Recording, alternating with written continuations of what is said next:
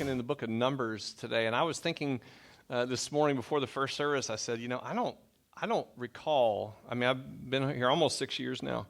I don't recall preaching out of the book of Numbers once since I've been here. So I'm sorry about that. Welcome to the book of Numbers. It's a book. It's in the Old Testament. It's important. We're going to be looking at Numbers chapter 27. And this is really the first leadership transition in the history of Israel, right? Because Moses really is kind of the first de facto leader of the entire people. And he leads them out of slavery in Egypt. And this in chapter 27, starting in verse 12, is really the beginning of the story of the transition from Moses to Joshua. Let me say before I say anything else, these next 2 weeks, really all of the last 4 weeks, are uncomfortable for me because I don't, and I've tried not to talk a lot about me. The deal is, none of this has anything to do with me or Russell or any of it, really. It has everything to do with Christ. But we are in the middle of a transition, and next week will be my last Sunday, and 2 Sundays from today, you'll have a new pastor standing here, or maybe, God willing, maybe next door. Probably not, but maybe, you can hope. And so certainly what I'm trying to do in these last 4 weeks, these last 2 weeks and these next 2 weeks, is just to make sure that we're all ready. I'm getting ready for a transition, and you're getting ready for a transition, and Russell's getting ready for a transition. So we're going to be talking about that this morning, and the title of the message this morning is "It's Time to Follow a New Leader." So let's see what God has to say to us this morning in Numbers chapter 27, starting in verse 12. Let's ask God, what do you have to say to me? So it said, "Then the Lord said to Moses, 'Go up this mountain in the Abarim range and see the land I have given the Israelites. After you have seen it, you too will be gathered to your people.'" And that's just God's nice way of saying you're going to die. "You'll be gathered to your people as your brother Aaron was. For when the community rebelled at the waters in the desert of Zin, both of you disobeyed my command to honor me as holy before their eyes. These were the waters of Meribah Kadesh in the desert of Zin. Moses said to the Lord, 'May the Lord, the God who gives breath to all living things, appoint someone over this community to go out and come in before them, one who will lead them out and bring them in. So the Lord's people will not be like sheep without a shepherd.' So the Lord said to Moses, 'Take Joshua son of Nun, a man in whom is the spirit of leadership, and lay your hand on him. Have him stand before Eleazar the priest and the entire assembly and commission him in their presence. Give him some of your authority so the whole Israelite community will obey him.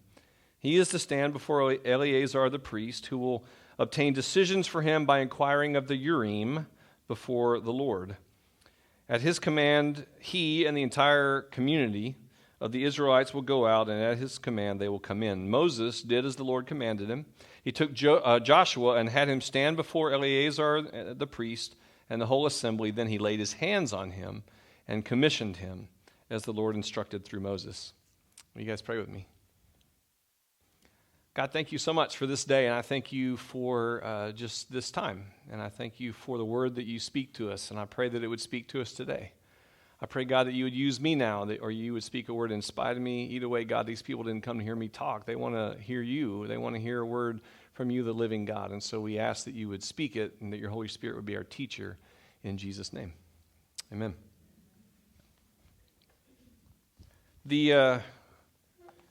I'm sure you'll be shocked to know this, but the list of churches that will accept a barefooted pastor are short. The truth is, I don't know many, and I remember my first Sunday here. My first Sunday, we were in the other building, and to be honest, there's at least one person in the room who was on the SPR. There may be others who were on the SPR, which is our staff parish relations team, when it was announced that Marty was leaving and I was coming. Christy Chambers, I think, was in that room, but there may have been others who were in that room. And I really don't honestly know if the DS actually told them that I preached barefooted before I got here. Now, and I didn't ask either. And I just showed up that first Sunday, and still remember. I wish I had been a fly on the wall in that room just to know what some of the comments might have been like. But I remember showing up that first Sunday at the church, and I don't think I did much of anything other than preach. And I stood up to preach, and I just remember saying, "Hey, I'm Matt, and I'm new." And I said, and then I kind of started into what I knew that some people were going to freak out when I took my shoes off. So I kind of talked about it. I said, I'm going to take my shoes off now. I'm not doing that to offend anybody.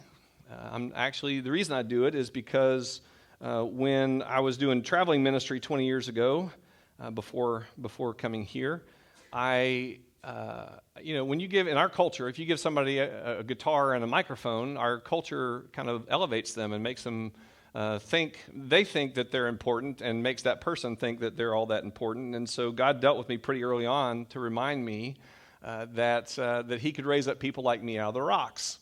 And if I didn't do my job, that the rocks would cry out in my place, as Jesus says in the gospel. So I take off my shoes to do that, because it's like a light switch for me. It's like flicking on the lights just to remind me where I'm standing, the holy ground upon which I'm standing, and on whose behalf I'm standing here. And so I said those words out loud, and then I kind of gingerly took my shoes off and kind of pushed them up, and I said, my plan for the next several years, as long as I'm here, is to let you be you, and I'm going to love you for who you are, and then I hope that you'll let me be me, and you'll love me for who I am, and here we go, And in that moment, most of the people in that room applauded, and most of you probably didn't mean it, but you did anyway. and I'll never forget that, because what that reminded me was, it's going to be okay. It's going to be okay. Like, these people they're going to love you, and you're going to love them, and it's going to be okay. And I just, whether you meant it or not, I just took permission from that just to kind of continue to be who I was.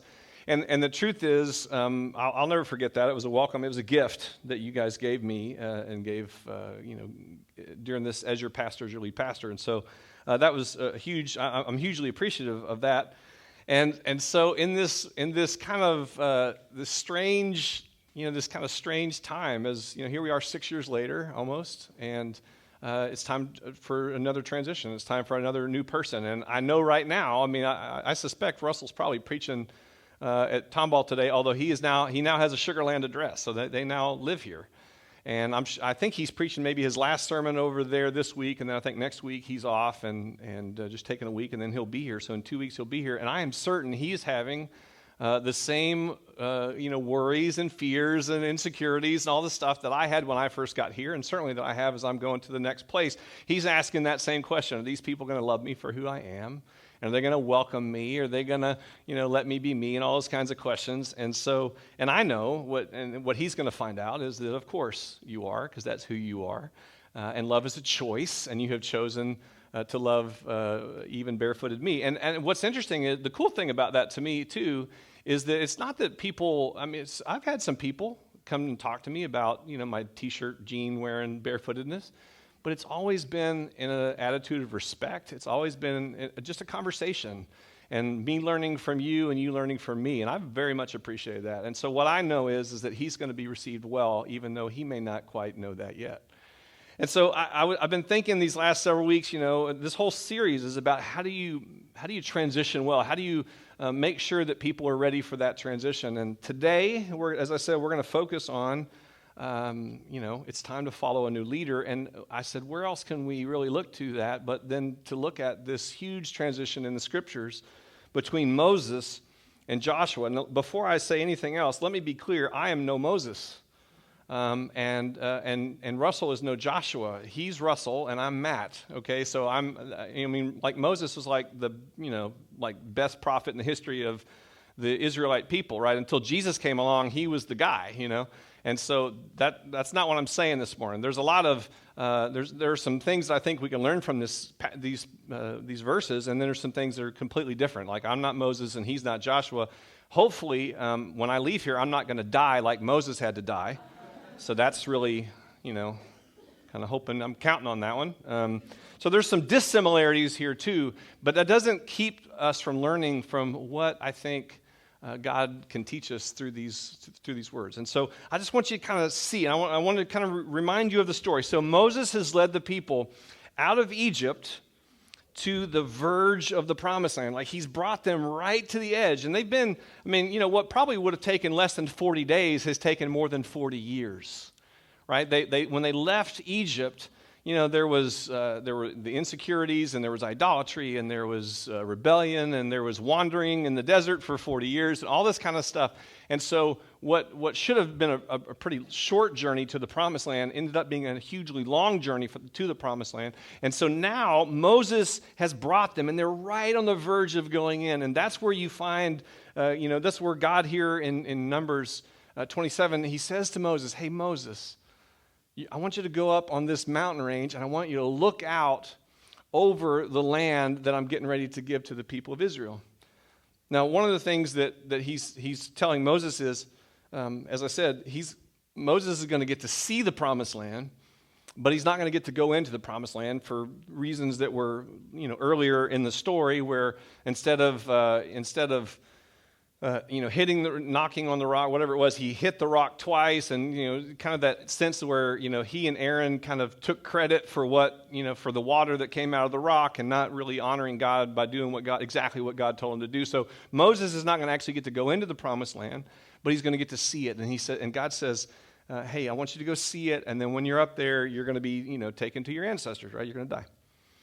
So that's what God tells Moses, and instead of complaining, instead of worrying or doing whatever, I love Moses' reaction, because what he does next is he prays. And I think it's really beautiful. This prayer that he prays. I've actually started praying this prayer on behalf of Parkway daily. This is a prayer that I'm praying for you guys. I'm adapting it for you and for Russell. I'm praying it daily. It says, Moses said to the Lord, may the Lord, the God who gives breath to all living things, appoint someone over this community to go out and come in before them, one who will lead them out and bring them in, so the Lord's people will not be like sheep without a shepherd. Now, I know that we don't often, I don't know, is there anybody in here that keeps sheep? Like, are there any sheep owners in here?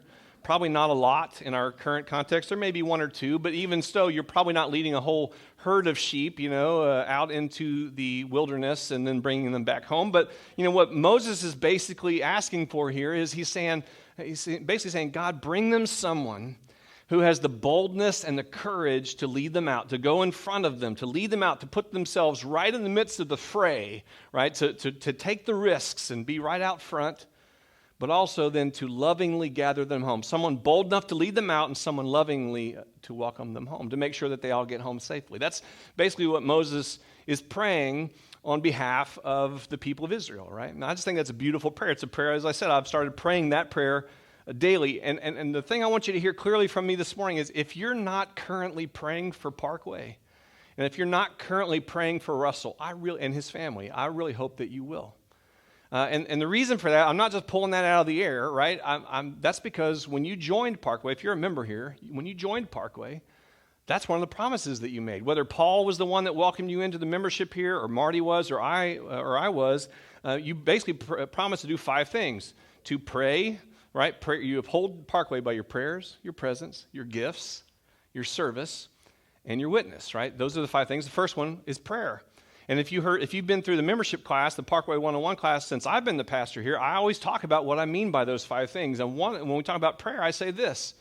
I say, look, being in church work is hard. I want you, what we're asking you to do is to be in prayer for your pastors, to be in prayer for your staff, to be in prayer for your lay leaders who lead, and then also to be in prayer for one another, right? Those are basically the 4 things that we're asking you to pray for, because we think that it matters. And when I'm talking about praying for the pastors and for the staff in particular, I just always let them know, I want you to understand that church work is hard. Like, when this is a job that you don't get to go home at the end of the day and say, I finished, because you're dealing with people, right? You're dealing with people's lives. You're dealing with a journey, and people don't grow in Christ in a linear way. We'll take 2 steps forward and we take 1 step back. Sometimes we'll get way up here and then we crash all the way back to the beginning, right? And so it's hard. You never get to go home and, just say, wow, we finished something really great, It's always, there's a give and take, and there's a dance to it, and it's hard. It's hard work. And so I know that people think that preachers only work on Sundays. I get it. But that's not actually so. I mean, it's a calling that calls you out away from your family to go visit somebody in the hospital because they're sick, or to go stand in the midst of their issues in their marriage, where they're either fighting in their marriage and you hope to help them to figure out how to fight for their marriage. Right? It's you're struggling with people when they have addictions, when they make decisions that are destructive to them, and you're walking through all that stuff with them. And it's not an easy job to do. And so the reason I want you to be in prayer for Parkway, but also to be in prayer for Russell, is because I know the job that he has. I know the work that he does. I know the work that he's going to be doing here, and I know that it's hard. And that's true for Mac, it's true for Jody, it's true for all of our staff, and it's true for even the lay leaders on the teams making decisions on trying to discern where's God taking us. I hope that you will be in prayer for all of those folks. And in this particular moment, I hope that you are praying for Russell. Again, he's sitting at home, or he's not sitting at home. He's preaching over at Tomball. But when he gets back on this side of town, he's going to be having the same questions and the same worries and the same insecurities. And then they're going to have to be figuring out, okay, well, where's my daughter going to be going to school? And where's the closest grocery store? And where do I put this? I got to go stick this out. I have these extra boxes, and what am I going to do with all these things, right? And they're doing all the stuff that we all do when we move. So they're having all those things, plus he's stepping in. He's going to have 400 people that you're all going to know each other's names, and he's not going to know any of your names. And you're going to be hoping that he'll know your name within 2 weeks, and it may take 2 months. For me, it sometimes takes 2 years. And the truth is, he's just standing on the verge of this new thing. Pray for him. Simple. I just want you to hear me very clearly this morning. Be in prayer for Parkway, and be in prayer for Russell, because I think it matters, you know. So that's the first thing. The second thing I think that we can learn from this scripture is, I love what happens next, is that after Moses prays, then God tells Moses to do something. He says, Moses, this is verse 18. Moses, take Joshua, son of Nun, a man in whom is the spirit of leadership, and lay your hand on him. And what I love about this is that God calls Joshua. It's not just any Joshua, it's Joshua, son of Nun. And it's not only Joshua, son of Nun, but it's Joshua, son of Nun, in whom is the spirit of leadership. I mean, it's very clear that God knows exactly who Joshua is. Joshua was called to be the leader of that community. And the reason I think that's important is what God does not say to Moses is, hey, Moses, go find someone that you think will do what you would have done. Go find Moses 2.0. Go find mini Moses, right? And then bring him in front of the people and commission him, and that way everything can go in the same direction that it's always been going. That's not what God says. What God says is go get Joshua, a very specific Joshua, the one who's the son of Nun. And not only that one, but the one who's got the spirit of leadership in him. And the cool thing is, if you know this story, is that Joshua's been around for a while now, all right? I mean, Joshua has been around since the Exodus from Egypt, right? When he comes out with them, he's one of the first generals that they have. He leads them in one of the first battles after they've left Egypt. Joshua goes up on Mount Sinai with Moses when he goes up to receive the commandments, and when they come down, the people are worshiping the golden calf. Joshua was with Moses in that moment. Joshua is one of the spies that Moses sends into the promised land to kind of check out the lay of the land there. And Joshua is one of the two that come back with a glowing report. Man, it's beautiful, it's awesome, and God can do this, let's do it. Where everybody else is coming back and saying, oh, wow, they're too tall, they're too big, they're too strong, we should run. No, Joshua says, no, we should run towards it, not away from it. And so God's been honing this spirit of leadership in Joshua for decades now. And only now, now God is saying, okay, now it's his turn to lead. Moses, I want you to step out of the way, and I want you to put Joshua in front of the people, and this very specific Joshua. And what I saw in that as I read that this week is that the people Moses had to let Joshua be Joshua. Right? They didn't. God's not saying, hey, I want you to, I need to get someone just like Moses. He says, I want to get Joshua. I've been honing Joshua to do this job. I have wired Joshua to do this job. He has it in him. He already has the leadership in him. And so I put that in him. I've been honing that skill for decades, and now it's his time to lead. And I just think there's something really profound and important about letting Joshua be Joshua. Now, whatever it is that you think about my leadership style, some of you might be going, thank goodness, there's a new guy coming. And some of you might be going, well, that's not a good thing, whatever. But no matter what you think about my leadership style or whatever gifts or strengths and weaknesses, all that stuff, the most important thing I want you to hear this morning is you got to let Joshua be Joshua. You got to let Russell be Russell. In the same way that you gave me the gift of saying, okay, Matt, we're a little iffy on the barefooted thing, and the jean wearing and the t-shirt wearing and all that stuff. We're gonna go with it for a season. We'll just see how it goes, right? You gave me the gift of letting me be me. That's the same gift that you have to give to Russell being Russell, right? He's a different guy. He's not going to have the same gifts I have. He's not going to have the same weaknesses I have. He's going to have different gifts and different weaknesses, different strengths. He's going to take you to places I could not take you. I need you to hear that again. He's going to lead to places. He's going to go to places. He's going to lead you to places that I could not lead you. And I don't even know what those are yet. And neither does he, by the way. And neither do you. But the truth is, he's got his own gifts and he's got his own skills, and you've got to let him be who he is. Let him lead in that way. Give him the same gift that you gave me. Ginger, the other day, I guess it was yesterday, we were folding laundry. And she says, I can't believe that after 20 years of us being married, I have not trained you how to fold a shirt properly. And I said, no, you have trained me how to fold a T-shirt properly. I just can't see the difference between the way you do it and the way I do it. And so I just keep doing it the way that I do it, Friends, I know it feels like you finally broke in a pastor, right? You finally taught him the right way to do stuff, and now there's going to be a new person coming in. The truth is, there is no right way to fold a shirt. Well, there might be some wrong ways to fold a shirt, I suppose, but the truth is, don't argue with me from up here. I have the microphone right now, so. But the truth is, you got to let Russell be Russell. You got to let him lead how he leads and enjoy that and appreciate that and follow that and just let him be who he is. There's a beauty to that, again, to that dance. There's a beauty to that. And I hope that you're going to let him be him, because that's a gift that you're going to be able to give him. And if you give him that gift, he's going to be able to use his gifts. So I just want to kind of throw that out there as I want you to hear me say clearly, let Russell be who he is. That's what God did with Moses. That's what God did with Joshua. Each leader is different, and he's going to take you to some places that I could not take you, and I think there's beauty in that.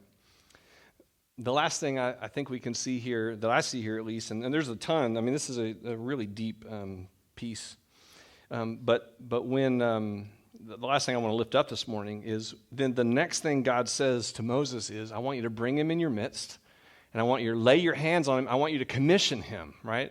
And he even goes so far as to say, give Joshua some of your authority so that the people will follow him. Now, I want to be clear this morning that I have no authority to commission Russell, right? All the authority he needs, he's already received from the bishop when the bishop laid hands on him and ordained him for ministry. And God has been honing his leadership, the leadership that's in him for many years to this moment. Now, you don't know him like the people knew Joshua, but you are going to get to know him, and God's been honing that in him. And so I have no more right to commission him than I have to be the next Protestant pope. It's not a thing, right? I don't have any authority to do that. But what I do love about what God tells Moses to do here is that he leverages what Moses, he leverages Moses' authority, and he basically is saying to Moses, I want you to point at the new guy. I want you to point at him, and I want you to make sure that everybody understands that he's the leader and it's not you, and that he's the leader and he's going to be the one that takes them into the promised land. And I just love that because, again, I have no authority to commission Russell, but I can stand here and tell you that it is time to follow a new leader. I can point at Russell and I can say, I wish he was here today, but he can't be here today. He kind of has another job right now. But I wish that he was here and I could just say, this is the guy, and this is who God has brought here for this season in Parkway's ministry. And I wish I could do that with him in person, but I'll do what I can do, which is to say this morning, I want you to hear me say clearly that it is time to follow a new leader. In 2 weeks, your new pastor, new lead pastor, will be standing up here, and he'll be preaching his first sermon. And you'll have the opportunity to give him the same gift that you gave me, and that you gave Ginger, and that you gave my kids, just loving us for who we are. His family's going to need that too. And you have the opportunity to follow him into the places that you, as a church, discern to go together. Friends, this is not an easy time. It's not been an easy time for me. I was crying as I practiced this morning. So it's not going to be an easy time, and it's not easy for him. It's not easy for his church. It's not easy for you. It's not easy for me. There's nothing easy about this transition. But the truth is, it's time. It's time to follow a new leader. It's time to, again, I don't have any authority to hand to him. The truth is that authority is overrated anyway. Influence is what he ought to be aiming at, and I think he will be aiming, because authority is something that I have authority, you must do this. He's going to bring in, and you're going to give him the ability to influence what you're doing. He does have authority. He will have authority. But the truth is, the best gift you can give him is to offer the gift of allowing him to influence and to be a part of your lives, welcoming him into your lives the way that you welcomed us into your lives as well. It's time to pray for your church and pray for your new pastor. It's time to let him be who he is. If you do that, friends, it's going to be great. It's going to be great. And it's time to follow a new leader and to go all in. What I said in the first service was, if you've never gone all in your prayers, this is the time to go all in. If you've never gone all in with your presence, like, we just kind of come every once in a while, whatever, and no, this is the time not to say, hey, let's see how it goes. This is the time to say, I'm going to be there every Sunday unless I'm sick or out of town. This is the time to do that. This is the time, if you've never gone all in, and this isn't just for the benefit of the church, this is for your benefit.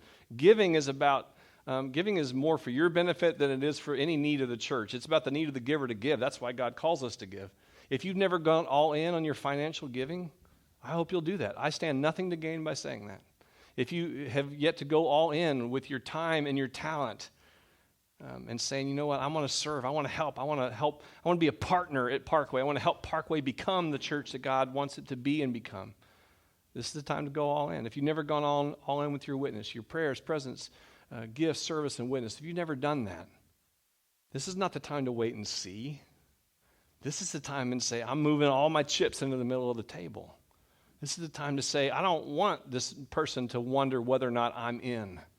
I want Russell to know that I'm in. I don't want Russell to have to do what Matt has to do every summer and worry about how are we going to end up financially at the end of the year. This is the time to say, I don't want Russell to have to worry about any of that stuff. I want Russell to focus on where is God taking us next, right? This is the time to move all in. It is a gift that you can give to your new pastor. And I would end by saying love is a choice. It's a decision of the will. It's a decision that you made to love us. It's time. It's time to make that same decision for Russell. It's time to follow him.